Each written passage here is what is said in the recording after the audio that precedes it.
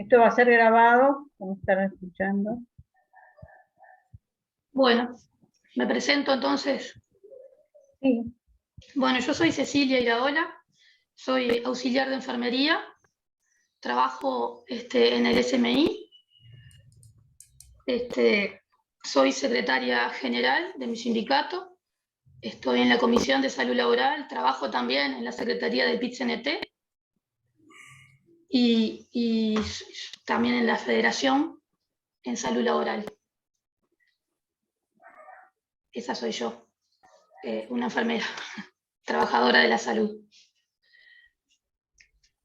Bueno, voy a hablar un poco de la pandemia, cómo atravesó la pandemia a los trabajadores y de algunos decretos que rigen para todos los trabajadores en general, para toda la población en general.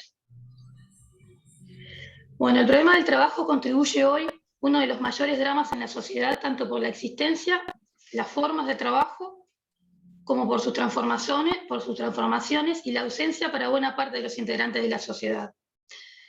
En nuestro país asistimos a la profundización y a la aceleración de un modelo que implica la libertad absoluta para el capital a costa de la cantidad y calidad de trabajo de los integrantes de la sociedad.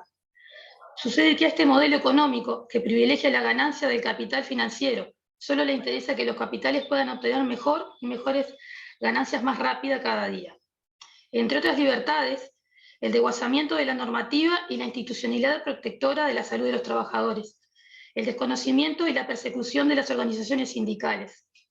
Esto ha sido posible con la complicidad gubernamental, que elude olímpicamente las obligaciones de proteger a la salud de los integrantes de los trabajadores y los derechos sindicales.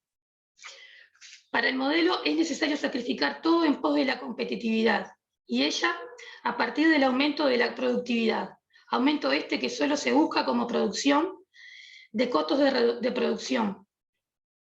Los derechos, especialmente de la protección de la salud de los trabajadores, son un costo reducible. Para ello hemos avanzado en cuestiones claves. Por ejemplo, el decreto 127/0/14, que habla de los servicios de prevención en salud en el trabajo.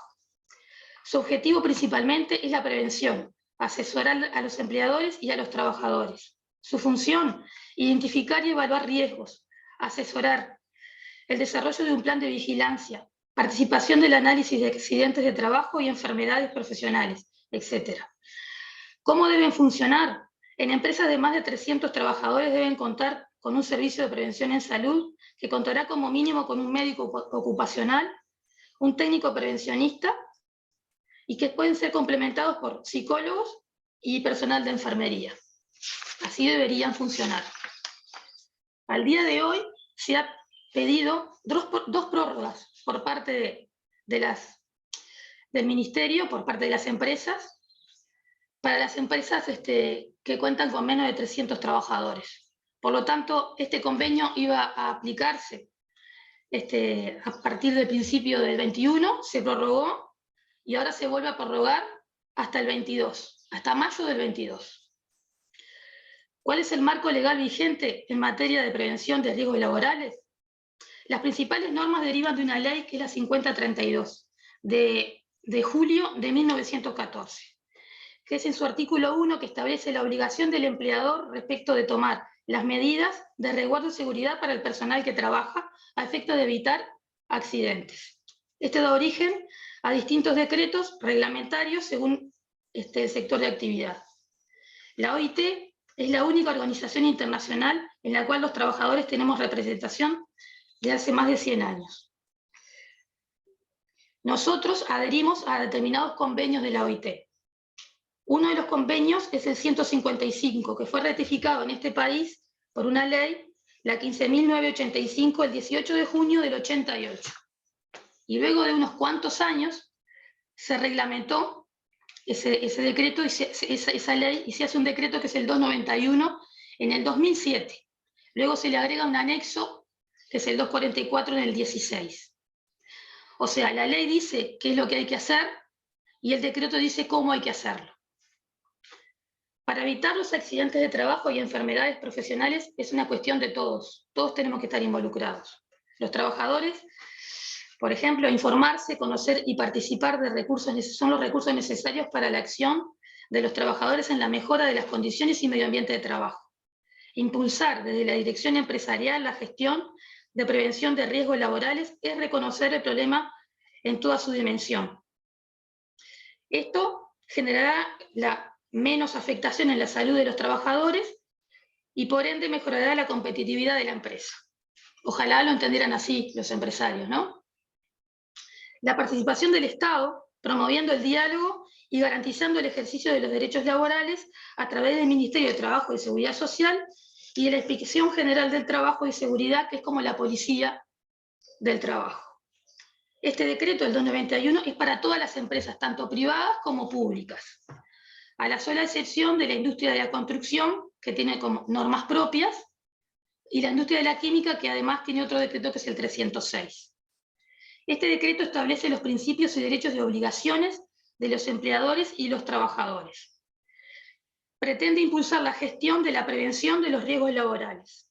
Es obligatorio y es necesario. En cada empresa se creará una instancia de cooperación entre empleadores y trabajadores, cuya actividad estará orientada a contribuir con la gestión de la prevención de riesgos de la empresa. Los trabajadores tienen derecho a elegir un delegado obrero de la seguridad y la salud laboral y también solicitar la detención de una tarea cuando existan razones fundadas para presumir que existe un riesgo grave para la salud del trabajador. El tiempo ocupado por los representantes de los trabajadores en estas instancias se computará como tiempo trabajado. Y en los casos en que ello ocurra fuera de la jornada de trabajo, no se computa como hora extraordinaria ni como hora de trabajo. Dichos representantes no podrán ser objeto de sanciones a causa de la actividad. Este decreto dispone también la creación de comisiones tripartitas nacionales sectoriales para la mejor aplicación del convenio. Y por último, define una nueva competencia para el Consejo Nacional de Salud y Seguridad, que es la CONASAT, que es como la madre de todas las tripartitas. La CONASAT actuará como órgano de alzada a petición de cualquier comisión tripartita sectorial cuando así lo solicite. El trabajo debería ser un lugar de crecimiento y de reconocimiento personal, que permita la dignificación y la socialización de las personas que trabajan. A veces no es así y se pierde la salud del que trabaja, y a veces el trabajo trunca de manera definitiva el bien mayor que posee todo ser humano, que es la vida. La información y la capacitación son instrumentos necesarios para conocer los riesgos y los derechos de nuestro trabajo, pero como hecho aislado no cambia la realidad. Valorizar el conocimiento colectivo, no dejar nuestra salud solo en las manos de los profesionales, defender nuestra salud y no delegar esa acción, salir de lo individual y mirar desde la salud de una perspectiva colectiva. Nuestra estrategia debe ser participativa para generar experiencia democrática. No es posible imponer contenidos por más democrático que parezca. Muchas veces la prevención depende menos de las capacidades técnicas que de la capacidad sindical para hacerlas cumplir. Te quedan 2 minutos, Cecilia. Bien. Hay dos ejes principales en la acción sindical de la salud laboral: hacer visible lo invisible y convertir lo individual en colectivo. Vemos un conjunto de desafíos para los trabajadores en el próximo periodo: la precarización del trabajo, el deterioro de las condiciones del mismo, los cambios del mundo del trabajo con la informatización de los procesos, el aumento del teletrabajo, la uberización y las relaciones laborales, las consecuencias de esta crisis en la salud y en la vida cotidiana de los vínculos de los trabajadores y la población en general. El aumento de la desigualdad como un incremento de las grandes fortunas y del descenso drástico de las condiciones y la calidad de vida de la gran mayoría de la población. Sin lugar a dudas, el resultado de las últimas elecciones nacionales nos pone en alerta, sabiendo que traerá aparejado dificultades y sufrimiento a los trabajadores organizados y al pueblo en general. Está claro que debemos desplegar una estrategia de resistencia y acción. Si bien el gobierno tuvo éxitos en el comienzo de la pandemia, no se puede olvidar a los actores principales de combate a la misma: el personal de la salud y su compromiso con el pueblo uruguayo. Junto con la existencia de un Sistema Nacional Integrado de Salud, que en buena parte fue elaborado e impulsado por la FUS en su 11º Congreso en el 2003 y que pudo dar respuesta hoy en esta pandemia del 2020. Desde fines del 20, el agravamiento de la pandemia ante la falta de medidas adecuadas del gobierno llegó en primer semestre en el 2021, donde sufrimos una catástrofe sanitaria, con más de 6.000 muertos. Llegamos a estar entre los peores países del mundo en materia de cantidad de contagios y de fallecimientos por millón de habitantes. Ante esta catástrofe, el gobierno apostó casi exclusivamente a la inmunización, siendo uno de los últimos países de la región en comenzar con la vacunación, y en donde el personal sanitario fue perjudicado, ya que no fue uno de los sectores contemplados entre los primeros para el comienzo de la vacunación. Poco importó a las autoridades sanitarias el desconcierto, la incertidumbre y el miedo que esto causó al personal de la salud, en los trabajadores que estaban en primera línea enfrentando al virus. Estaríamos en tiempo, si podés ir redondeando. Tengo algunas cosas más, pero no sé. A ver. Le damos un par de minutitos más, no sé. Hoy estamos con 4 personas que van a participar. Bueno, como quieran. ¿Dónde iba? A ver.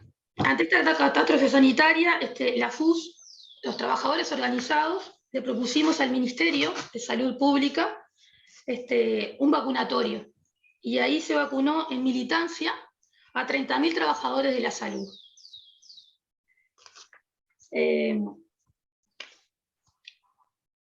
Esto es una cuestión más social, ¿no? Nos engloba a todos, más allá de solamente el personal de la salud.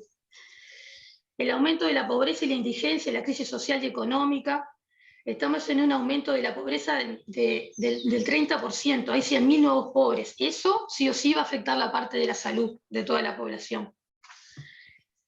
Nosotros firmamos también un convenio en abril que se pusiera como enfermedad profesional, y la verdad que en la práctica la mitad de los trabajadores no pudimos estar contemplados. Entonces mi pregunta iba por ahí: ¿quién cuida a los que cuidan? ¿Tá? Las y los trabajadores de la salud desde el comienzo estamos formados para cuidar con una permanente capacitación para la mejor atención al usuario, en cualquiera de sus niveles, en el primero, en el segundo o en el tercer nivel. Pero nunca nos capacitaron o nos enseñaron para cuidarnos. El trabajo dignifica, pero en condiciones, cuando tiene sus condiciones, porque la salud es un derecho humano y eso no es negociable. Son indiscutibles los avances en estos 15 años en leyes que mejoran nuestras condiciones de trabajo. Esta situación no fue una situación coyuntural, ni fue un regalo de un gobierno, sino que fueron dados por un largo proceso de acumulación de fuerzas y de luchas en pos de una sociedad más justa. Queda claro que estamos en una fuerte lucha de clases, y el capitalismo no tiene reparos en aplicar ningún método. Por eso pensamos que este gobierno tiene un programa privatizador, clasista y antisindical. Nosotros Cecilia, discúlpame, es muy antipático lo mío, pero lo que pasa es que estamos ya 3 minutos pasados. Vale. Y justo en este momento capaz que vos querías redondear, pero... No, me parece que las organizaciones sociales y los sindicatos en este momento, ¿tá?, es cuando tenemos que estar como estrechamente trabajando conjuntamente. Si no, va a ser muy difícil todo lo que se nos viene. Pero bueno, está. Bueno, muchas gracias. Cecilia, si lo tenés por escrito, capaz que lo podés poner en el chat. Ah, bueno. Bueno. Dale, gracias. Dale, seguro. Estaría bueno. Seguimos, Ricardo. Seguimos entonces. ¿Qué tal, Gabriela Villarreal, si te damos entrada a ti en este momento? ¿Puede ser? Sí, puede ser. Buenas tardes. ¿Cómo están? Te pedimos que te presentes más o menos con lo que haces. Bueno, cómo no. ¿Te presentás? Exacto, me presento. Mi nombre es Gabriela Villarreal. En este momento estoy como un poco representando a los artesanos y emprendedores que trabajan, su sustento, digamos, que viene por ese lado. Como decía la compañera, el trabajo dignifica, ¿no? Y más allá de, cuando fui convocada por Ana, más allá de que hay muchos de los emprendedores y muchos de los artesanos que viven específicamente de eso, también hay muchos que tienen otras profesiones y trabajan de otra cosa, y porque obviamente es muy difícil poder trabajar desde solamente ser artesano o solamente ser emprendedor.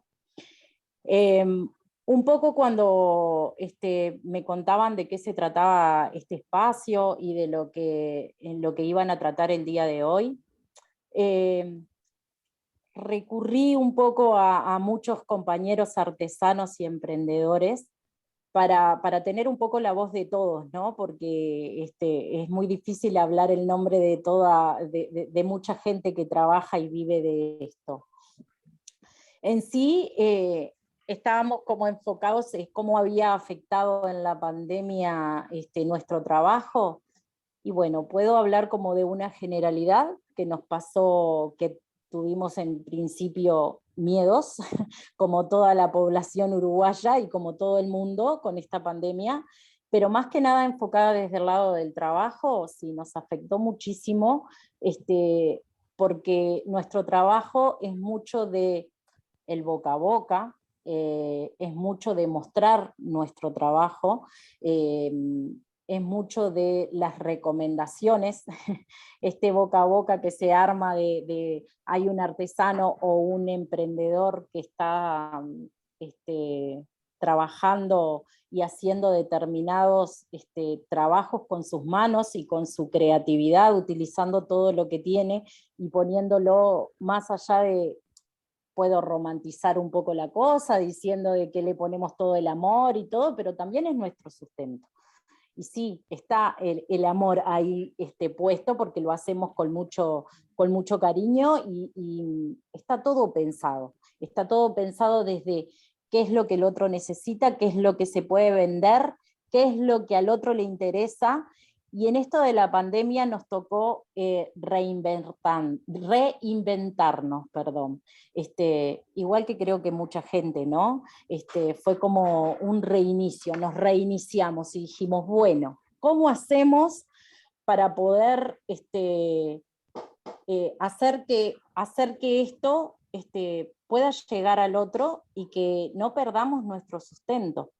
Entonces quiero destacar que hubo mucho trabajo desde el lado del reinvento que vino desde el lado de las redes, mayormente. Las redes fueron como un gran aliado, porque las personas no salían de la casa. Nosotros hacemos muchas ferias artesanales, nos juntamos. Te silenciaste, Gaby. Y bueno, en realidad lo que hicimos fue eso, reinventarnos. Entonces, ¿cómo? Buscando el producto sin perder la esencia de lo que cada uno hace y lo que cada uno tiene en el momento para ofrecerle a un otro. ¿Cómo hacemos para armar diferentes cosas en diferentes redes sociales? Armar páginas de Instagram, armar páginas de Facebook, armar páginas. Se armaron muchísimos grupos de emprendedores y muchísimos grupos de personas que empezaron a buscar a otros artesanos y a otros emprendedores que estuvieran en la misma situación. Bueno, ahí se empezó a organizar la cosa.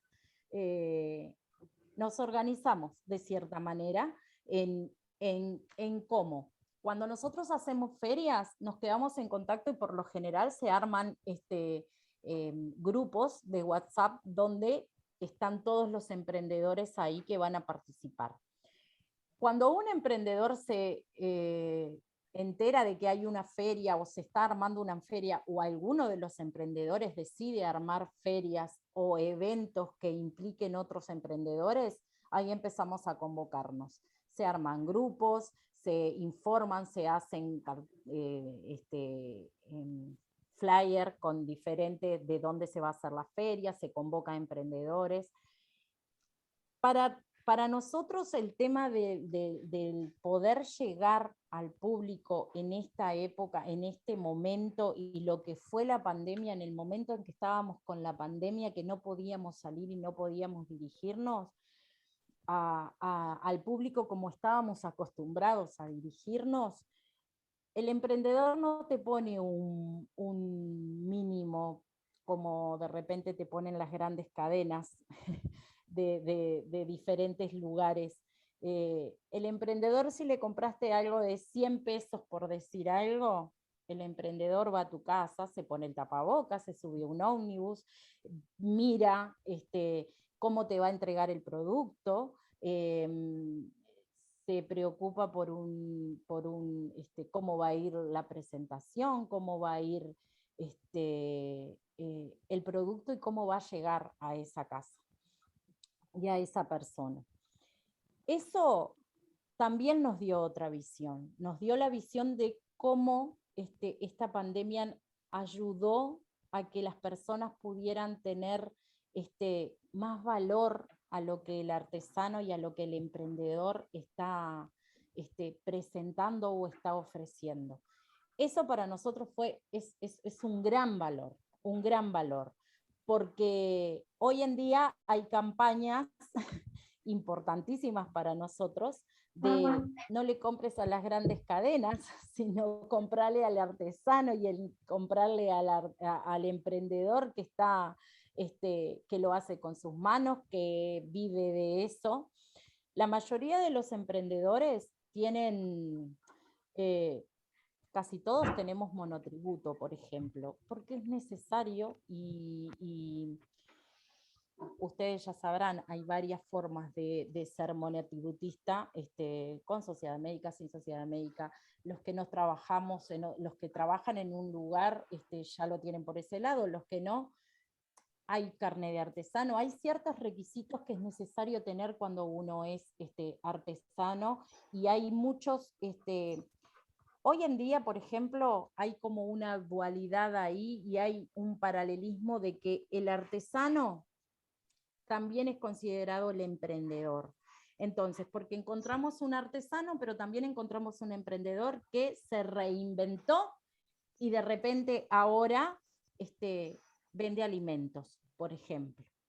Esto nos trajo la pandemia, el reinventarnos todo el tiempo. Ya no solamente el artesano solamente hace artesanías y solamente se dedica a eso. Muchas veces es las personas que hacen alimentos, hay ciertos requisitos, ¿no? Como, por ejemplo, fue muy, muy importante el volver de la pandemia a cuando nos organizamos para volver a hacer ferias, que se han hecho unas cuantas, por suerte. Te quedan 2 minutos, Gabriela.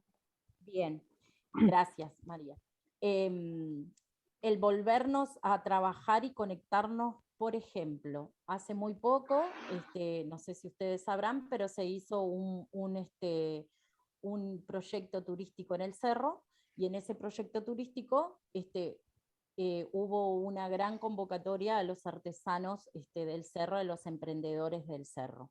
Se terminaba con eso y había mucha gente que tenía, aparte de los circuitos turísticos que se formaron ómnibus y lo demás, que bueno, eso no me voy a extender ahora porque es muy largo, pero sí lo que quiero destacar es que de repente los artesanos, que es necesario para la feria tener el carnet de artesano, y aparte los que vendían alimentos, el carnet de manipulación de alimentos. Eso fue muy importante, la conexión que se pudo hacer, como por ejemplo los diferentes centros culturales, pero aparte el PTI, que hizo una instancia especial para poder hacer el carnet de manipulación de alimentos para los artesanos que se iban a presentar, los que iban a trabajar con alimentación. Hay una parte muy importante de responsabilidad frente a esta pandemia. ¿Cómo nos enfrentamos en una feria?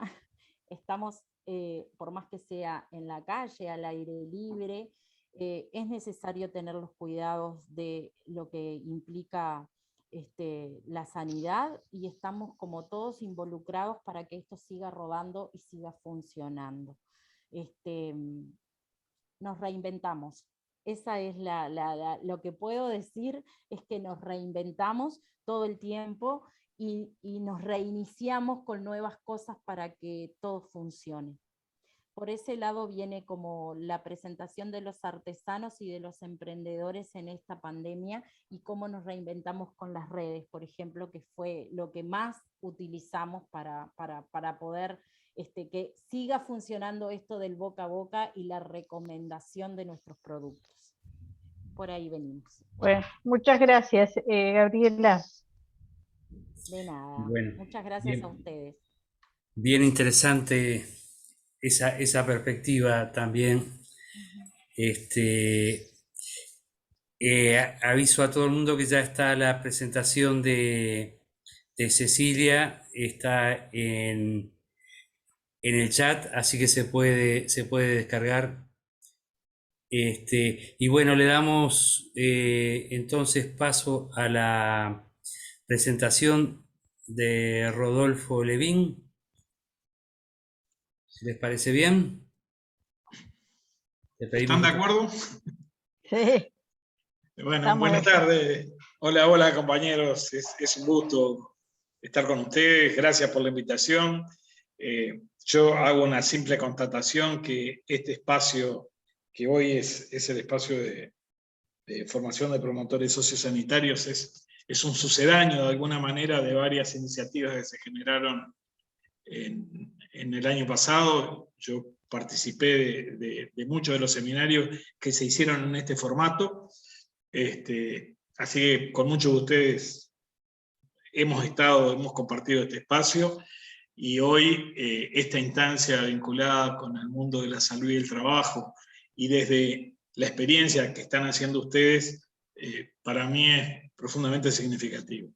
El otro elemento significativo es que, más allá de que yo soy sociólogo jubilado, pero no retirado, como dijera Jorge Cohen hace pocos días, básicamente me siento y me sentiré siempre un trabajador de la salud. Y por lo que veo tengo varios compañeros con los que hemos compartido tarea durante años en el SMI. Yo formé parte de la vieja ESMI, que hoy reconvertida en AFUSMI, y celebro estar juntos. Bien, voy a compartir una muy breve presentación.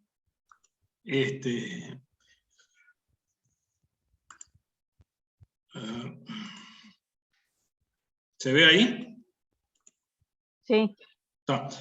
Bueno, como verán allí hay algo que está en formato de pregunta, que dentro de un rato se les va a reiterar, y es de alguna manera una excusa para ingresar en tema. Y lo hago desde este lugar, que es el que me permite el Departamento de Salud Ocupacional, que más allá de mi estatus laboral jubilado, es el espacio de donde trabajo en este momento como académico, con el Laboratorio de Ciencias Sociales en Salud, y bueno, desde allí estamos generando investigación.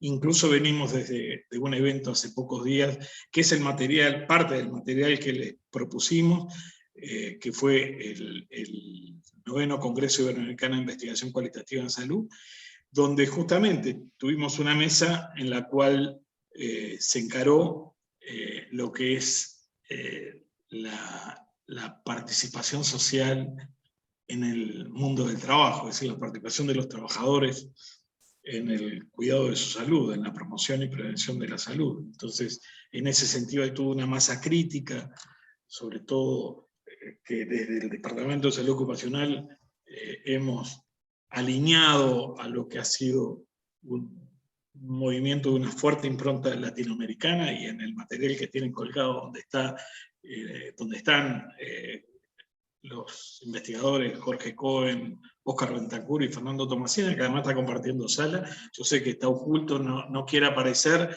pero tal vez en algún momento le pidamos que participe, se haga visible. Pero básicamente la pregunta es esta: ¿en qué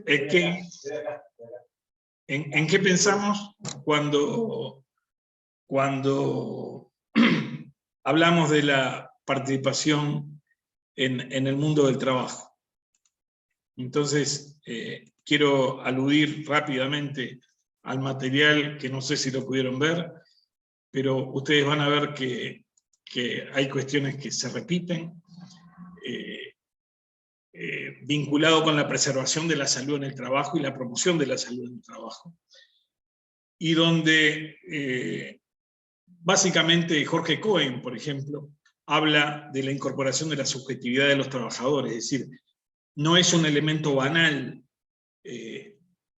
lo que un trabajador siente en su trabajo, y no es solo lo que siente, sino el conocimiento que construye a partir de la interacción entre su persona y el trabajo. Y en el trabajo, además, estamos hablando del colectivo de trabajadores. Y ahí se genera un saber que es propio de los trabajadores y que es un saber que tiene un valor absolutamente trascendente a la hora de diseñar estrategias de promoción y prevención de la salud, o en el concepto de alguna manera más importante, que es el de prevención profunda, matrizado por Jaime Breil, ¿no? Es decir, que eso tiene mucho que ver con el conocimiento que tiene el trabajador. Y yo creo que hoy a mí se me da una situación un poco particular, que es esta de, en un espacio de formación de agentes sociosanitarios, estar incorporando la dimensión trabajo. En facultad dimos una larga batalla, por ejemplo, a nivel del ciclo introductorio en Facultad de Medicina en primer año, de incorporar el trabajo con noción de comunidad, ¿no? Es decir, cuando estudiamos la salud comunitaria, la dimensión trabajo muchas veces no se advierte que es un elemento trascendente, es un elemento fundamental. Es decir, el trabajo es absolutamente constitutivo de ese enfoque de salud comunitaria, enfoque de salud pública también. Bueno, Jorge Cohen, en el video ustedes ven, que fue ese taller que hicimos en el panel, alude varias veces a esa perspectiva, a esa estrategia participativa. También lo hace Óscar Bentancur, desde su enfoque ecosistémico en salud, y habla también de la coexistencia de distintas miradas, de distintas disciplinas, y obviamente lo hace también Fernando Tomasina, al que Óscar Bentancur citó en su momento, ¿no? Sobre que las técnicas participativas son dinámicas, son flexibles, pero sobre todo incorporan el saber de los trabajadores. El saber obrero, dice Fernando, también. Es decir, ¿cómo generamos estrategia? Y en mi caso, que vengo de la sociología, aparecen elementos centrales, que es parte, por ejemplo, si bien este taller es un sucedáneo de todo lo que hemos generado entre los municipios y comunidades saludables con la universidad a partir de un proyecto CSIC, nuestro objeto de preocupación central es la participación social en salud. En este caso estamos hablando del mundo del trabajo. ¿Por qué? Y esa participación social en salud genera la necesidad de conocer el mundo social en el que habitamos, el mundo social donde desarrollamos nuestras tareas. Obviamente eso nos lleva a investigar. Ahora, el investigar no es un reservorio exclusivo del académico, y allí es donde aparece la idea de circulación de saberes, que a su vez, lo menciona Cohen, lo menciona Fernando, la validación de los nuevos conocimientos supone instancias permanentes de detectar conocimientos significativos y cómo se ponen en la discusión, cómo se ponen en la arena. ¿Para qué? Para que esos conocimientos estén orientados a generar estrategias de promoción y prevención de la salud, en este caso, promoción y prevención de la salud en el trabajo. Y eso se transforma en la apropiación de nuevos saberes. ¿Apropiación entre quiénes?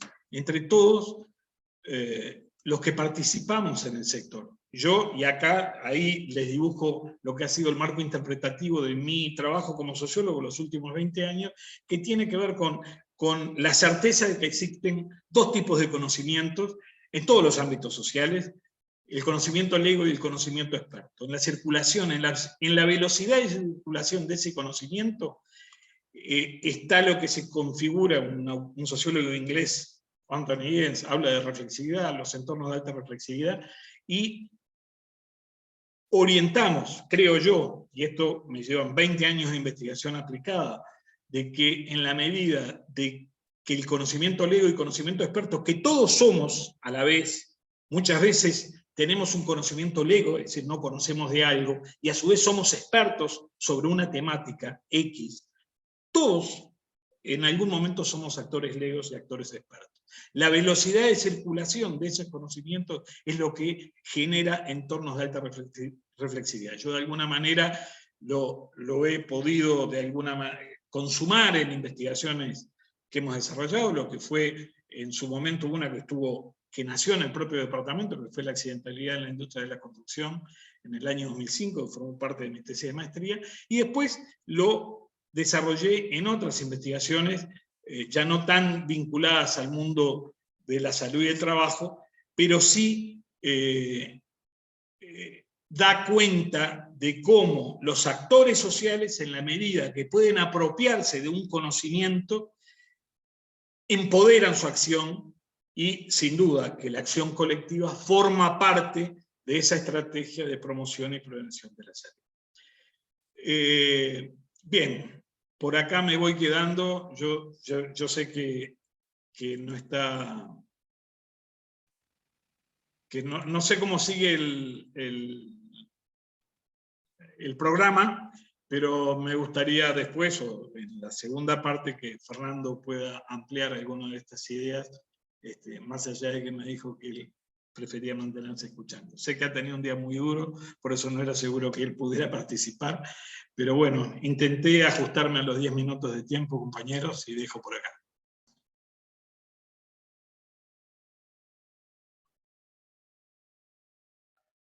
Bueno, gracias Rodolfo, creo que la dejaste sin trabajo a María porque te ajustaste tanto que estamos tentados de darles unos minutos a Fernando Tomasina. Sí, Ricardo, con gusto, pero ¿cómo les va? ¿Andan bien? ¿Me escuchan? Lo que pasa es que vengo como zumbiado. Desde las 10 de la mañana andamos en el congreso de Ibersoc, que es un congreso de una red académica y sindical, de sindicatos y de universidades. Y la verdad es que estuvimos de taller en taller. No era, al contrario, nuestra intención era participar y habíamos estado hablando con Pablo y con Rodolfo. No, a mí me parece, yo escuché, la verdad es que escuché estas dos últimas presentaciones. No escuché la primera, de Cecilia y Iraola, pero veo que está la presentación y la bajé. A mí me parece que el tema central es el trabajo como tal y en su forma en nuestra sociedad, el empleo en particular, tiene una significación tan importante y es un determinante de los mayores de la salud de nosotros como personas, como individuos en comunidad. Entonces el tema de tener presente el trabajo como tal y analizar las condiciones en que realizamos nuestro trabajo, en que se desempeña nuestra tarea, nuestra actividad, es central para la acción preventiva, digamos. Y hay un tema que Rodolfo lo mencionó, es la importancia del sujeto, es decir, de que cada uno de nosotros como trabajadores seamos de alguna manera actores en esa defensa del cuidado de nuestra salud. Y eso pasa necesariamente primero por el conocimiento, y el conocimiento y la formación. Y segundo, diría, por generar los espacios colectivos de reflexión necesarios para entender nuestras condiciones de trabajo y también hacer los planteos como colectivo de cuidado. Hay un concepto de la OIT que adherimos, digamos, el concepto de trabajo decente o trabajo digno, aquel trabajo que se realiza en condiciones de seguridad e higiene, pero que además promueve nuestras capacidades individuales, colectivas, intelectuales, afectivas, sociales. Entonces me parece que por ahí hay una necesidad de la defensa bueno, de esas condiciones de trabajo que sean realmente dignificadoras, trabajo decente o digno, y que desarrolle, es central el trabajo para tener bienestar, en todo sentido, colectivo, para obtener nuestros recursos, porque también vivimos en una sociedad que requiere de recursos y a través del trabajo, digamos, accedemos a esa posibilidad. Pero por otro lado, porque nuestro trabajo no debería ser causa de enfermedad, de accidente o muerte. Entonces, ahí hay un tema crucial, digamos, de defensa de la vida y del derecho al trabajo. Y por eso es tan importante mirarlo desde la óptica de la participación. Es central en ese sentido. Sí, era un poco esa reflexión que agradezco que me permitan hacer. Gracias, Fernando. Condensado, me parece que buenísima tu participación. Compas, la intención era que también participara Martín Nieves para tomar el tema de trabajo y discapacidad.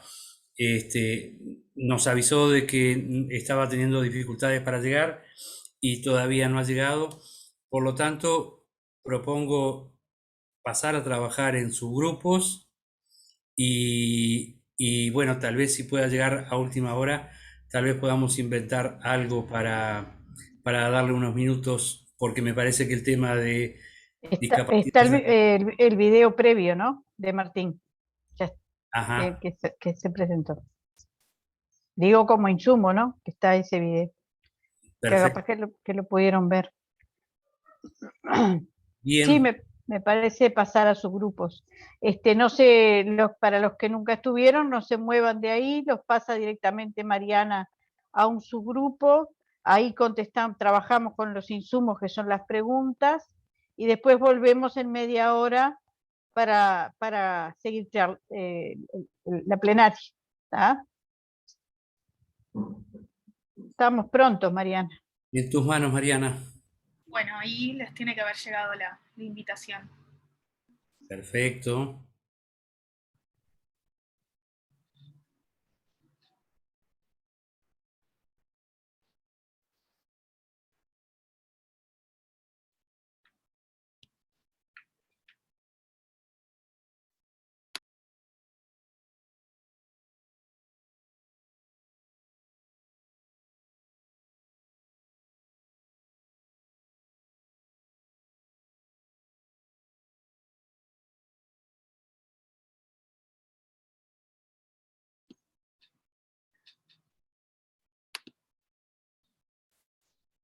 Hola, Alicia, Gabriela, Gladys, Ivonne,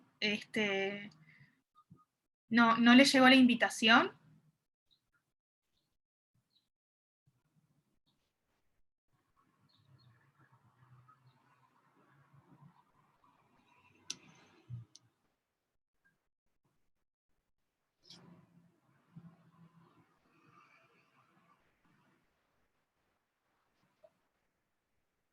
A ver, Alicia, Rosario, Ivonne.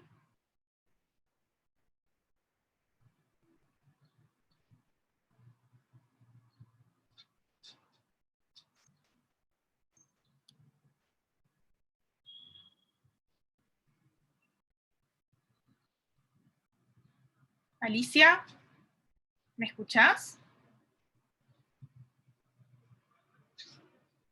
Alicia.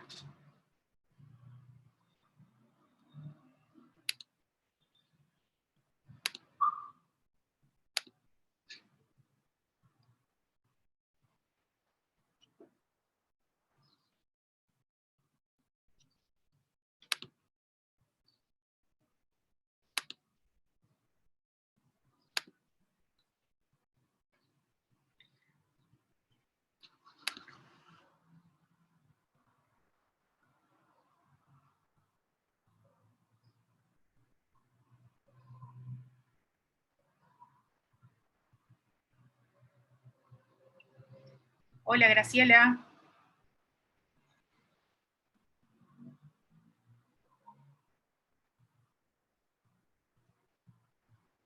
Graciela, ¿estás por ahí?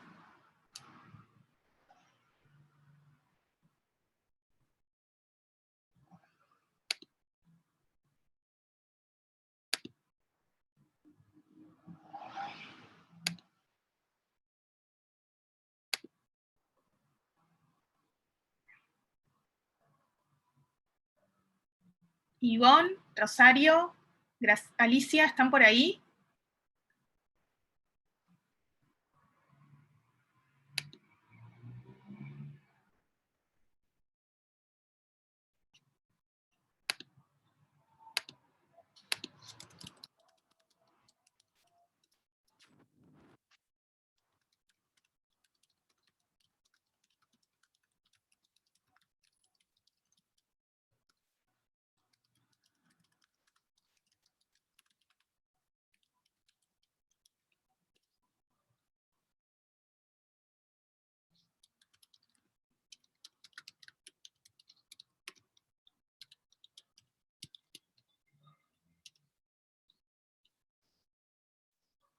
Rosario, Ivonne.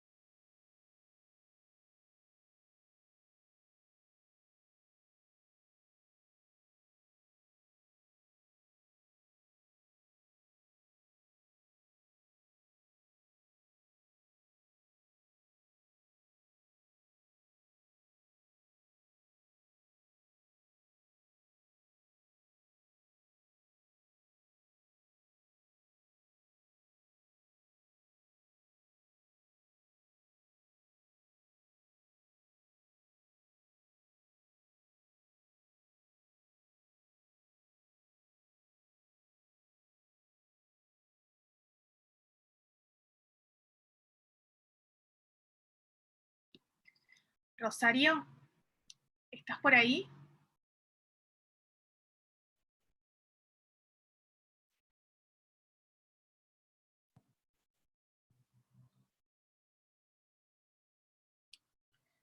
Rosario.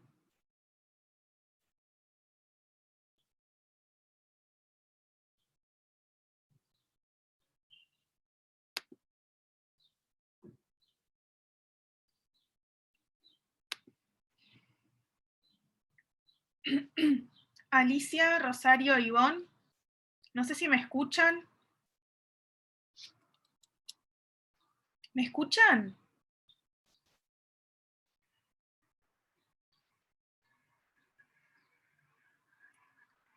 Pasamos al trabajo en subgrupos y les envié la invitación.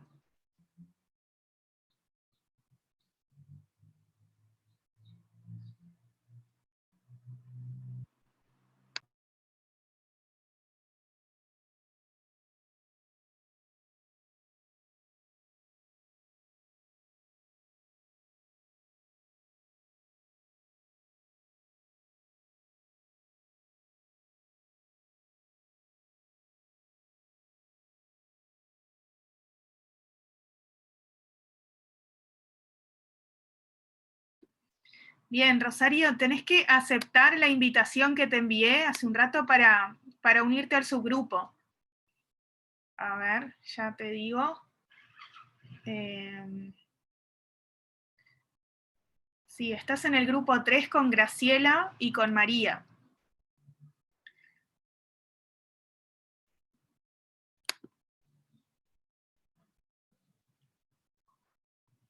¿No te aparece una invitación para unirte?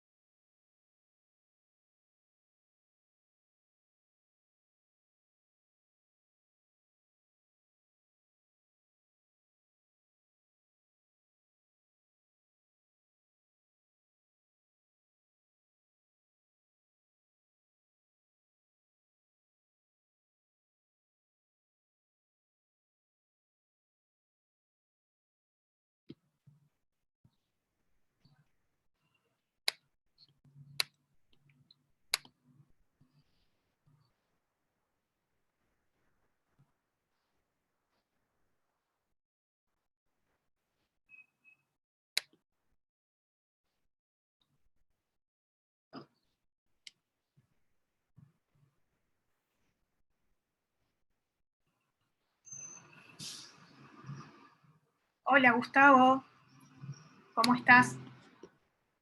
Ya estamos trabajando en los subgrupos, te envío la invitación para unirte a alguno de ellos.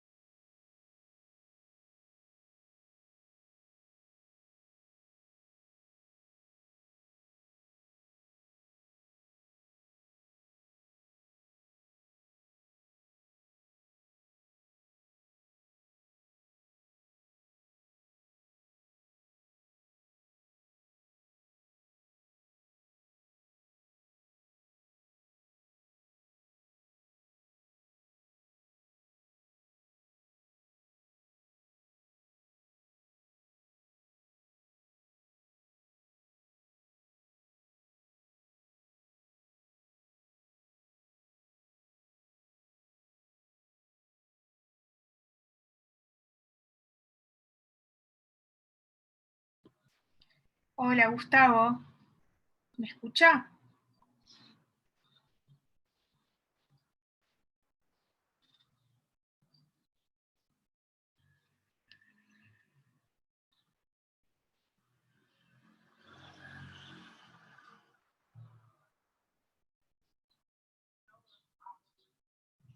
Gustavo, ¿me escucha? A ver ahí, que está silenciado. ¿Lo envío al grupo? Bien.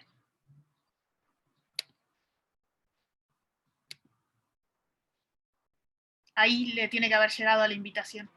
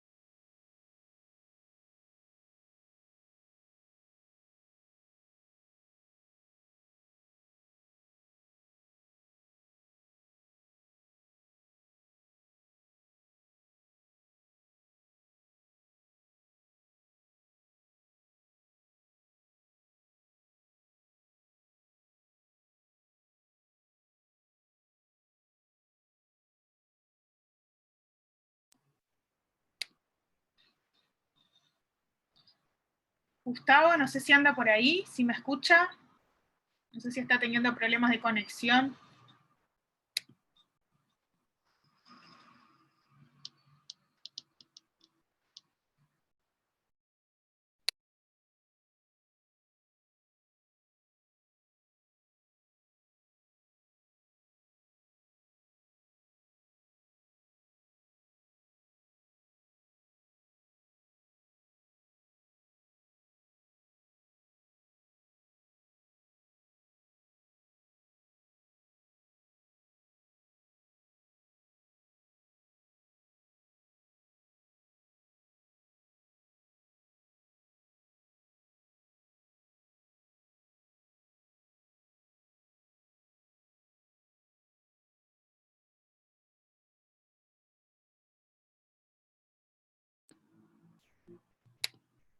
Hola, Romina.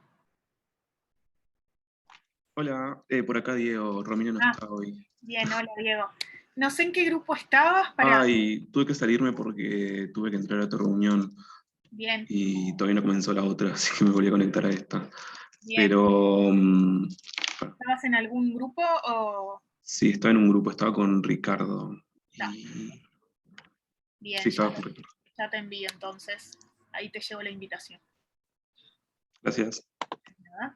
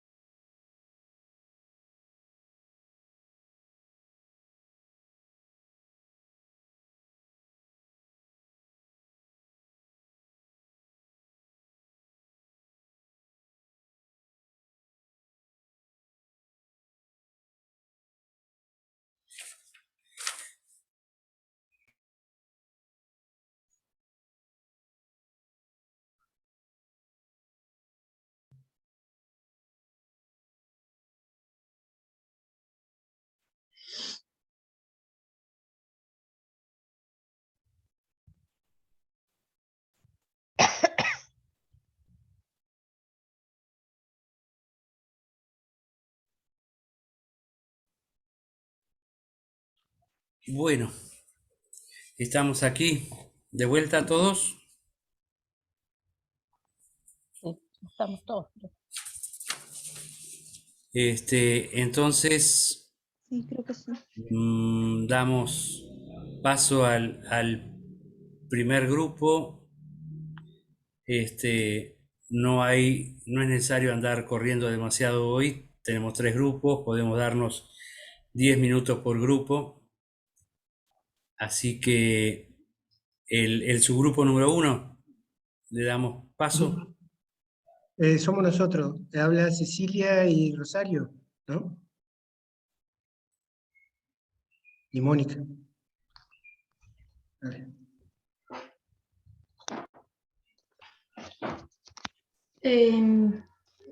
Yo no sé si todas las 3 tenemos lo mismo o No, cada grupo tenía una pregunta y se complementaba con el tema de la discapacidad. No, mi pregunta es si las 3 tenemos lo mismo para decir, o como para complementarnos. Si las 3 personas que tenemos para hablar tenemos Cecilia, está bien lo que ustedes expongan, tú y Rosario. Es casi lo mismo. Bien.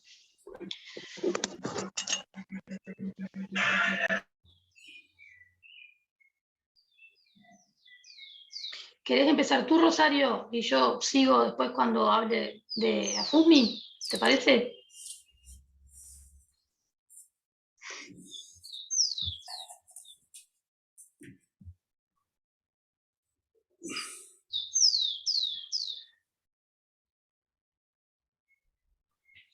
Empiezo yo. ¿Se habrá podido conectar? Bueno. Bueno, no sé, Rosario, si puede... Pero tiene la cámara y el micrófono apagados. Dale, Cecilia, dale. Bueno, empiezo. Bueno, conclusiones que sacamos, en definitiva, que participamos poco, que hay un montón de normativas, pero falta quien organice la participación, que democratice toda esa información, que estamos muy expectantes, siempre esperándolos como números y resultados. Cecilia, ¿cuál era la pregunta de ustedes? La pregunta de nosotros. La pregunta era la primera, la que... ¿Qué pensamos cuando hablamos de investigación participativa en el mundo del trabajo? Esa es la pregunta. Y después la de discapacidades, que era para todos. Adelante, Cecilia. Sigo. Bueno, que estamos como siempre esperando resultados, que venimos de muchos años, o de algunos años como medio dormidos, entonces participando poco. Que la salud en el trabajo es una ventana estratégica para las organizaciones sindicales. La alianza con la universidad y los colectivos de trabajadores es clave. Las preparaciones sobre la discapacidad y la inclusión laboral, que hay una ley, pero que en realidad no se está cumpliendo, y menos en el ámbito privado. Que hubo avances en la accesibilidad, que estamos a años luz de hacer un nivel aceptado, pero que está... Que desde Salto, que se reafirma que está la ley, pero que hay un debe en la materia. Hay una actividad muy estrecha entre materia de salud laboral, entre el gobierno y el sindicato, en la Intendencia de Salto, y que se trata de nutrirse de los saberes de los trabajadores.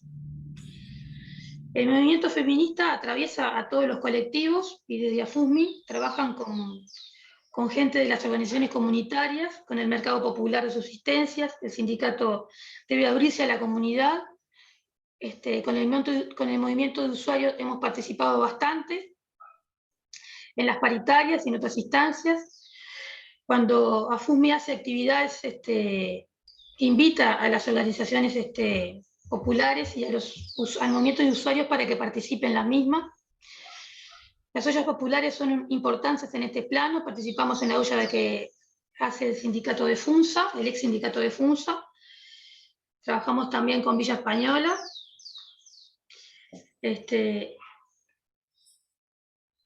Tratamos de movernos en territorio, si se quiere. La Comisión de Salud Laboral de AFUSMI trabaja junto a la Comisión de Género y Derechos Humanos. Somos un colectivo de 80% de mujeres y bueno, desde ahí tratamos de trabajar.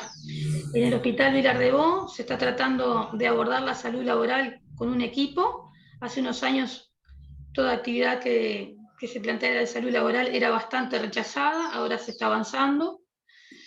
Salir del cuadrado, salir del rol institucionalizado, de la zona de confort, institucionalizar para abordar los temas desde otras perspectivas y otros temas también. Y el tema de las mujeres trabajadoras está muy sobre el tapete en la salud, que tiene un amplio predominio femenino.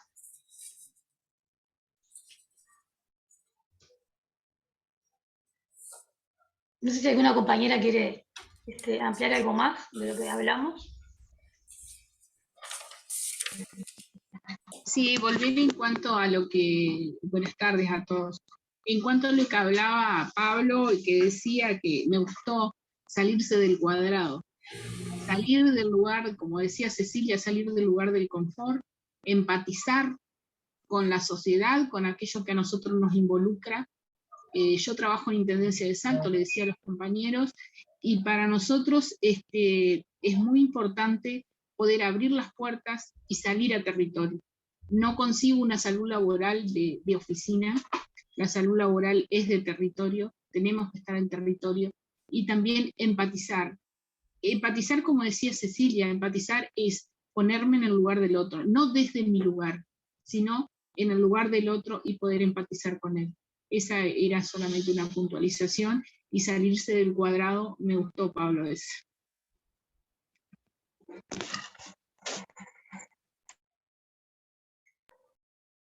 Aclaro que la expresión, yo la cité, pero no es mía, es de una argentina, una militante social argentina que trabaja en la salud y que integra una organización que se llama La Garganta Poderosa.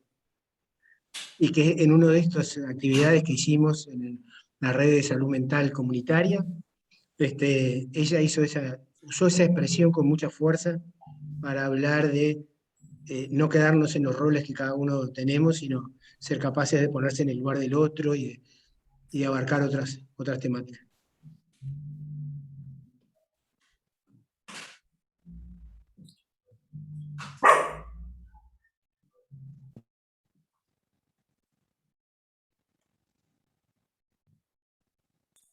Bueno, el equipo 1 entonces no tiene nada más para aportar. Pasamos al equipo 2. Le damos la bienvenida a Martín Nieves.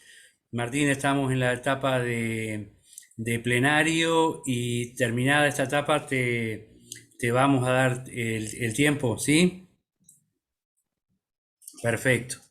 Bueno, sigue entonces el equipo 2, que éramos nosotros, esta vez por ser el último taller quedé encargado de las notas, y van a ver por qué no quería yo hacer las notas, porque después digo lo que se me cuadra, pero están los compañeros acá, así que Fernando y Gladys van a poder complementarme. La pregunta nuestra era: ¿quién cuida al que cuida y cómo logramos condiciones para cuidarnos? Paralelamente, también desarrollamos el tema de la noción de cuántas personas discapacitadas hay en nuestro entorno y cuántos trabajan. Bueno, por supuesto empezamos en esto de quién cuida, qué cuida, empezamos hablando de la sobrecarga en el trabajo, que siempre está presente, y más en este momento de pandemia, sobre todo en docentes, en temas de salud y en general, en trabajadores de salud y en general, ¿verdad? Esta sobrecarga sin duda atenta contra el bienestar de los trabajadores, ¿sí? Y entonces allí tenemos que, creo que tener siempre la alarma prendida del el autocuidado, el cuidado entre los trabajadores y los usuarios también. Tenemos como consigna cuidar al que cuida, porque sabemos que estos son las cuestiones que afectan al servicio y que afectan también a las personas más sensibles dentro de los servicios, ¿no? Bueno, entonces se hablaba de cómo pretender calidad si no logramos el bienestar del propio trabajador. Ahí es que se dan todas las violencias en los espacios de trabajo. Se decía que la pandemia ha sacado lo bueno y lo malo.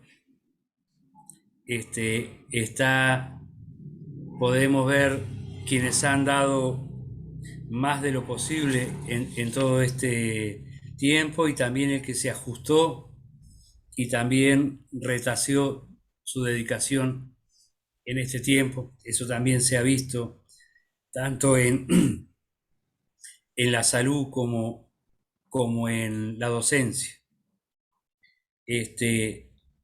Hay un personal que se lo ve especialmente sobrecargado en el tema salud, que es el personal de enfermería, auxiliares de servicio también, el que sufrió hasta falta de materiales de cuidado en este momento de la pandemia, ¿verdad? Otro de los temas era la necesidad de ampliar los recursos justamente para el cuidado de las personas. Y en el tema de discapacidad, se vio de que tenemos acá en Montevideo concentrado, por ejemplo, la Teletón, que es un espacio donde se da el cuidado y que se trabaja para la rehabilitación de la gente, pero está concentrado acá en Montevideo, y Gladys nos traía de que hay espacios donde se está extendiendo también estos espacios de rehabilitación.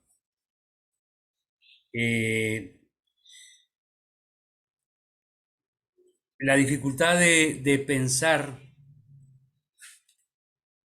uno de los temas era la dificultad de pensar cómo integrar a la discapacidad, a las diferencias en estos espacios, ¿no? Justamente en espacios que están sobrecargados de trabajo, a veces las barreras que hay en las ventanillas son insalvables para mucha gente que rebota en esos lugares. Y las dificultades de la gente con discapacidad para acceder al trabajo es algo evidente en todos lados. Se decía que se necesitan políticas activas y más estímulos para el empleador para lograr de que lo que está en la letra de la ley pueda llegar a cumplirse. Y también esto está atravesado por un problema de la cultura de inclusión, ¿verdad? Se veía, por ejemplo, en el caso del cierre de las instituciones asilares, de los manicomios, para hablar claro, una de las cosas que hay que pensar mucho es cómo hacer una cultura en general de los profesionales, pero también del ciudadano, para que pueda de alguna manera hacer lugar a esas diferencias. Se decía que para que la gente a veces no rebote en estas barreras invisibles, los servicios deberían incorporar espacios especiales para que gente con discapacidad, por ejemplo, pudiera tener un espacio más para poder plantear sus temas. Esto es de alguna manera algo positivo, si se puede incorporar, pero también tiene su parte negativa, que es tratar diferente al diferente, es hacerlo sentir a veces también peor. Y se vuelve a insistir en trabajar lo cultural. Se veía al final que la sensibilidad de los trabajadores es necesaria a la hora de dar lugar a las diferencias, a las discapacidades, pero que esa sensibilidad también muchas veces actúa también contra el trabajador. Por lo tanto, aquí volvemos a cuidar al que cuida. Ese trabajador, sin duda que se sobrecarga y que después también se lleva un montón de cosas para la casa. Entonces, lo difícil de sostener estos espacios de cuidado, pero que se hablaba de la importancia de mantener una esperanza activa, ¿verdad? Una esperanza activa es pensar en que es posible lo que necesitamos, pero que hay que trabajar para que sea posible. En esto los gremios de la salud, los gremios docentes y los usuarios son fundamentales para mantener esta esperanza activa. No sé si me quieren complementar, les agradecería que complementaran algo que me haya quedado afuera. No, excelente, Ricardo. Muy completo fue lo que estuvimos trabajando. Brillante. Bueno, se agradece entonces. Damos lugar al equipo 3. Bueno, me tocó, éramos muy poquitos y bueno, me tocó anotar. Estábamos Graciela, Tania, Gustavo y Estela y yo, en el grupo. Bueno, y empezamos, la pregunta era cómo había afectado en nuestro trabajo la pandemia, y por supuesto también en personas con discapacidad, como algo que atraviesa todas las problemáticas, ¿no? Nosotros lo primero que empezamos a contar como experiencia personal de cada uno de nosotros, vimos ya de pique que hay múltiples miradas, y cada uno de nuestros, yo creo que si contamos los 3 millones uruguayos, son 3 millones de experiencias diferentes, ¿no? Empezamos a analizar un poco de una cosa que dijo Graciela, que me encantó, la polaridad que tuvo la pandemia con respecto al trabajo y la salud, que es la soledad y el hacinamiento.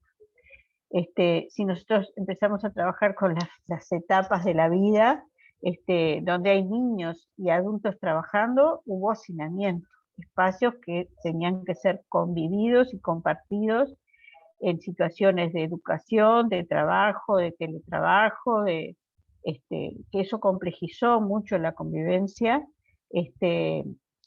eso con respecto a lo afectivo y a lo que la impronta que cada uno le puso a esta experiencia que pasamos.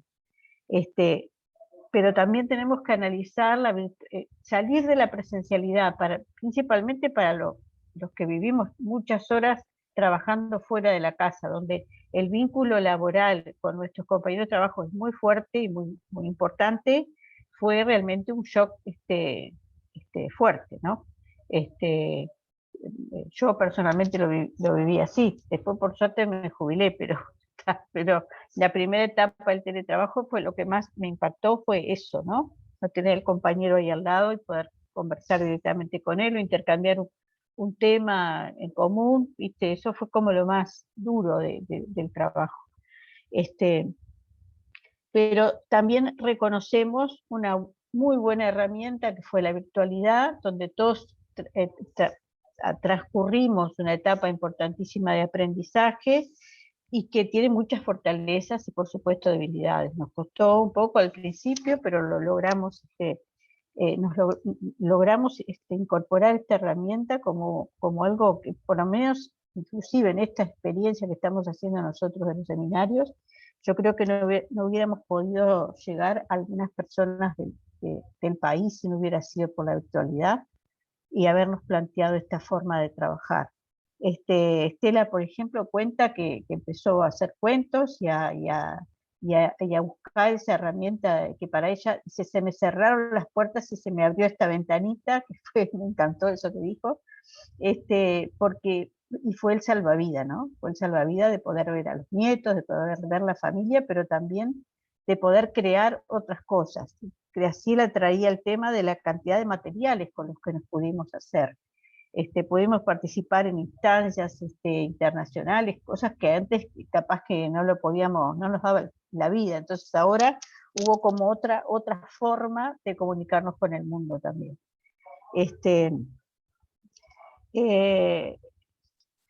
Y entonces nosotros analizábamos también cómo en el mundo, yo personalmente planteé, y otras compañeras, que nos costaba mucho, porque las personas con discapacidad nos cuesta mucho incorporar en el análisis porque no tenemos datos, porque no conocemos lo suficiente. Sabemos que se ha avanzado y que estamos trabajando en eso, pero nos falta muchísimo por saber y por generar políticas de inclusión más efectivas. Yo contaba específicamente en lo que fue la educación en esta etapa virtual, con mi nieta sorda, que le costó mucho a la maestra entender que era necesario subtitular las clases. Por ejemplo, un ejemplo muy sencillo.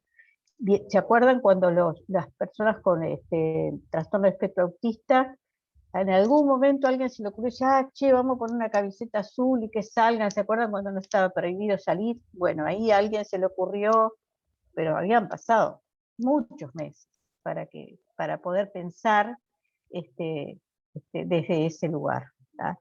Entonces, bueno, hay mucho para trabajar, mucho para hacer en ese aspecto. Y bueno, Martina, ahora le voy a dejar el tiempo que queda. No sé si las compañeras quieren agregar algo. No, tal Fue vez muy desordenado lo mío. No, bárbaro. No, que justo coincidimos personas que habíamos pasado el teletrabajo o se habían jubilado o estaban jubiladas, a no ser Tania, digo, capaz que rescatarlo de Tania, que ella sí, digo, como practicante de una policlínica, tuvo que ir a trabajar, digamos, a la policlínica, y capaz que lo querés decir vos, Tania, pero o podés complementar esta cosa de las etapas que hubo, ¿no? Como el miedo que había, incluso que los médicos o el más personal de la policlínica no la dejaban entrar o no la querían dejar entrar a ella tampoco a la consulta, digo, no había perdido como ese espacio, y el miedo de los pacientes que los contagiaran, no sé qué, Tania, capaz que vos, digo, decilo vos. Bien, sí, cuando el 13 de marzo creo que fue cuando se decretó la emergencia sanitaria, nos sacaron de los servicios a todos los practicantes, pero en mayo pudimos volver. Y bueno, me encontré con un panorama que seguía de profesionales de la salud que seguían muy estresados, muy dubitativos, muy angustiados, y encontré una situación como polarizada, ¿no? Donde el personal de la salud era como un grupo y los demás éramos el otro medio peligroso. Entonces yo no pude entrar más, por ejemplo, a consulta con psiquiatra pediátrico, participar de los comités de recepción, y a su vez los pacientes, que no eran ni la practicante ni personal de salud, también no se les hablaba con buen tono, principalmente si no traían el tapabocas, o si no lo tenían bien puesto, que eso en realidad fue un aprendizaje, ¿no? Para las personas. En la vida habíamos tenido que salir con tapabocas a la calle. Es una población muy, muy especial porque es una policlínica con un público bastante vulnerable, entonces me pareció que faltó paciencia, que faltó empatía, y todo eso estaba motivado por el miedo, ¿no? El otro trae algo que me va a matar, y si no me mata a mí, va a matar a mi papá, va a matar a mi marido, porque es población de riesgo, va a contagiar. Y bueno, entonces lo viví como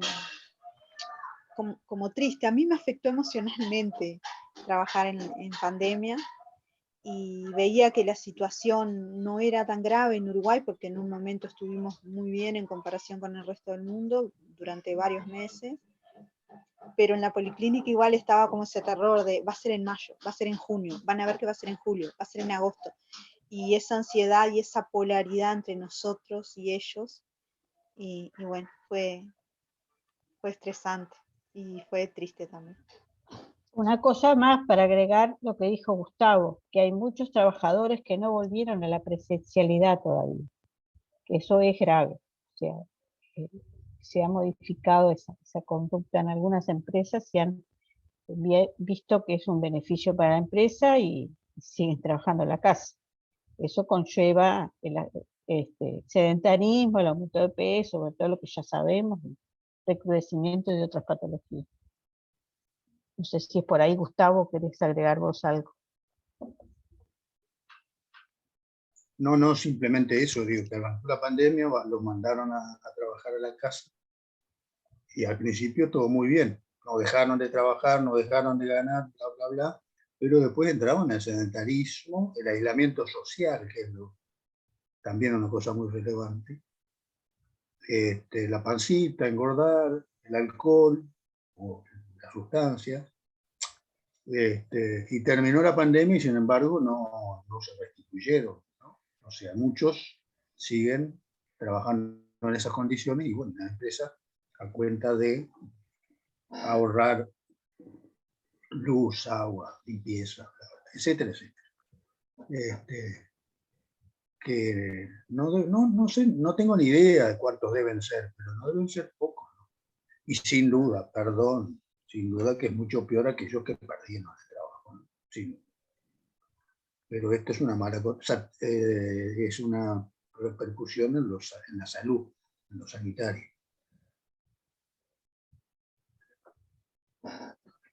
Bueno, dejamos por acá entonces el grupo 3. Bien, entonces le damos lugar a Martín. Creo que bueno, estábamos esperando de alguna manera tener también la voz de Martín acá. Así que los rigurosos 10 minutos que te va a controlar María, te damos. Te pedimos que te presentes vos también un poco qué haces. ¿Sí? Bien. Buenas tardes a todos y todas. Perdón la demora, capaz que en esto de ser el que llega tarde y vincularlo con el tema de la discapacidad, me voy a meter en el ritmo, en los tiempos y las demandas y la capacidad que tienen las personas con discapacidad en sobrellevar estos nuevos ritmos. Mi nombre es Martín Nieves, soy el actual director de la Secretaría de Discapacidad de la Intendencia de Montevideo. Asumí hace un año menos un día. Hoy hicimos un poco el balance de lo que se hizo este primer año y por eso un poco las demoras. Vengo del área de la educación, yo soy trabajador de la educación, psicomotricista de base, pero soy militante social del área de la construcción, o sea que yo oscilo entre el sindicato de la educación y el sindicato de la construcción. Fui responsable de organizar la Secretaría de Discapacidad del PIT-CNT y por lo tanto mi vínculo con el trabajo y la discapacidad viene desde las organizaciones de trabajadores. Cuando me hacían el planteamiento de abordar la temática de la discapacidad, tuve que optar, con Pablo hablábamos, si dar la dimensión en el eje cuidados o en el eje trabajo. Yo entiendo que desde el elemento trabajo puedo ir abordando los diferentes niveles que tienen que ver con la temática de la discapacidad. Pensando en esto que decía hoy una compañera, que no tenemos datos, pero sabemos que estamos avanzando, yo pondría en cuestión cuánto estamos avanzando, porque me acuerdo uno de los primeros trabajos que hice, yendo al Ministerio de Salud Pública, una compañera de epidemiología me decía, mirá Martín, lo que no nos queremos hacer cargo, nunca lo vamos a investigar, ni nunca lo vamos a poner en datos, ¿tá? Y por lo tanto, Yo les podría decir que la última ley de empleo para personas con discapacidad en el sector privado tenía una capacidad de cobertura de unos 18.000 trabajadores, que en el último censo se tenía presente que había unos 13.000 trabajadores con discapacidad buscando empleo, o sea, población económicamente activa, pero hay otros números mayores de personas que en alguna medida aspiran al trabajo. Y por lo tanto, a mí me parecía interesante en este ratito, primero ver de dónde nos paramos cuando abordamos la temática de la discapacidad, el abordaje de la mirada o del análisis desde dónde nos paramos también hace hacia dónde vamos. Históricamente muchos de ustedes sabrán que hay diferentes maneras y hay diferentes paradigmas que toman la temática. Podemos ir desde el paradigma de la prescindencia o la culpa divina, y ahí teníamos a todos los dioses y a todos esos griegos poniendo a los gurises con discapacidad abajo de la pata del elefante. Después tuvimos las grandes crisis generadoras de personas en situación de discapacidad, como fueron la Primera y la Segunda Guerra Mundial, haciendo la salvedad de que ese 1.800.000 soldados que producía Alemania, Francia, España, nos posicionó de determinada manera, pero antes, en plena revolución industrial, ya muchos pensadores traían el tema de la revolución industrial y la generación de la discapacidad, ¿no? Ahí hay un montón de materiales donde nos recuerdan que el primero o el segundo mojón en la historia no fueron las guerras mundiales, sino que fue la industrialización. Y eso nos lleva a una dimensión de la rehabilitación, ¿no? Yo ahora escuchaba el tema de la Teletón y los modelos de rehabilitación, y bueno, y ahí hay un interesante campo de discusión, en principio sobre el modelo de rehabilitación, y después el acceso o la cantidad de personas que llegan a esos modelos de rehabilitación. Pero bueno, centrándome en los paradigmas y en la mirada de la discapacidad, podemos pensar de los años 60 en adelante una mirada hacia la sociedad como culpable de la condición de exclusión o de la condición de no acceder a un derecho de la persona por sus características, ¿no? Entonces ahí empezamos a ver y a hablar de esto del paradigma social de la discapacidad. Paradigma social que en la pandemia entra en crisis porque nuevamente la dimensión biológica empieza a tomar predominancia, ¿no? Yo ahí escuchaba a la compañera y pensaba de esa dimensión biológica y esa memoria corporal que hay que volver a resignificarla, ¿no? Ahora no sé si le habrá pasado que antes uno era muy osado si daba un abrazo sentido, y ahora si uno da la mano y uno choca el puño, lo quedan mirando como diciendo es muy atrevido, ¿no? En esto del contacto físico con el otro. Y la discapacidad nos pone en ese lugar de debate y de discusión como sujeto de deseo o sujeto deseante, ¿no? Entonces, saliendo de los paradigmas o pensando en los paradigmas que como todo proceso histórico conviven, ¿no? Uno va transitando una historia, pero la historia está incorporada en el presente, tenemos las condiciones de la generación de la discapacidad, o empezar a pensar cómo, qué pasa con los elementos generadores de la discapacidad. Ahí es bien interesante analizar lo que han sido los censos del 2004, el 2006 y el 2011. Hay un cambio en la manera de percibir y censar o de relevar la temática de la discapacidad del 2006 al 2011, que oculta en alguna medida o quita el foco a la causante o quién es el generador de esta condición transitoria, en algunos casos, o permanente para el resto de los compañeros. Y ahí, nosotros desde la Organización Mundial de la Salud, ya desde los años 90, se pensaba y se decía cómo se van incrementando grandes grupos poblacionales en función de las condiciones, ¿no? Todo lo que es las enfermedades crónicas no transmisibles en aumento, todo lo que es el trabajo en aumento, todo lo que son los accidentes, también en determinadas etapas de la vida, lo que son los accidentes en el automovilismo y en la calle, o los accidentes a nivel laboral, el tema de salud mental, que ya se planteaba el aumento y el incremento, y lo que es el nacimiento o todo lo perinatal.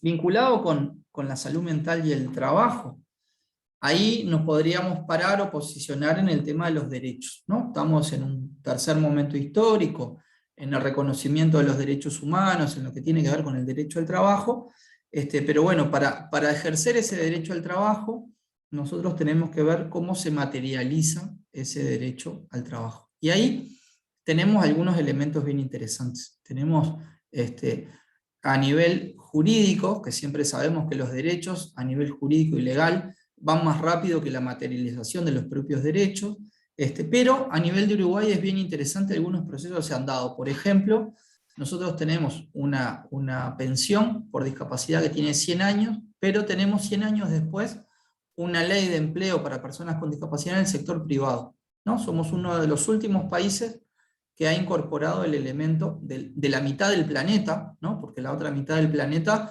digamos que en una línea anglosajona, el sistema de cuotas o el sistema de afirmación positiva de los derechos no lo contempla, ¿sí?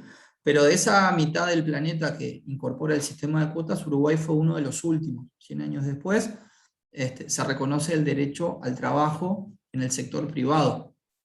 Y 3 años después se retrocede un poquito en ese derecho, lo que nos ha pasado ahora, por ejemplo, en todo lo que es el trabajo transitorio, todo lo que son los jornales solidarios, se le quitó la posibilidad a que esas personas con discapacidad que cobraban una pensión o cobran una pensión, porque la vida tiene un 20% más de incremento de costos y de necesidades, no tienen derecho al trabajo. Y se volvió a retroceder un poquito en ese derecho.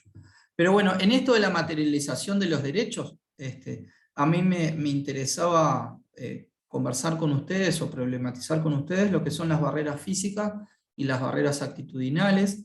El acceso al trabajo en alguna medida implica el ganarle ese escalón, ganarle a las condiciones laborales, ganarle a los ajustes razonables, pero también implica deconstruir todo lo que es el estigma y la concientización de un ser no productivo, ¿no? Cuando discutían o hablábamos, no debemos dejar de pensar 2 minutos que estamos en un sistema que la producción es lo que se valora y por lo tanto hay un estigma de poco productivo que muchas veces es la primera barrera y la última que genera que ese 80% de las personas con discapacidad en décadas no ha podido materializar este derecho del trabajo. Para cerrar, capaz que un poco lo que venimos trabajando de la Secretaría y logramos como instalar ahora en el PTI es el derecho a la continuidad laboral. Vieron que jubilación BPS mediante se están extendiendo o se pretende extender el tiempo de jubilación, pero es bien interesante analizar lo que son el ciclo y la trayectoria laboral de una persona en la medida que no hay sistema de producción que nos garantice más de 10 años de poder estar participando en una misma rama de actividad. Analizando lo que es la rama de la construcción, bueno, sabemos que de ese porcentaje de trabajadores que tiene un alto índice de accidentabilidad, que tiene un alto índice de desgaste físico, que tiene en alguna medida esta discapacidad adquirida en el correr de los años, es de los que menos se jubila y por lo tanto más se jubila por discapacidad. Para redondear, me parece que es interesante volver a esto de las definiciones basadas en evidencia, ¿no? Es muy difícil llegar a determinada información, es bien interesante saber que son aproximadamente unas 4.200 empresas que están contempladas en esto de una planilla mayores de 25 trabajadores y por lo tanto ese es el universo accesible o por lo menos que deberían garantizar el derecho.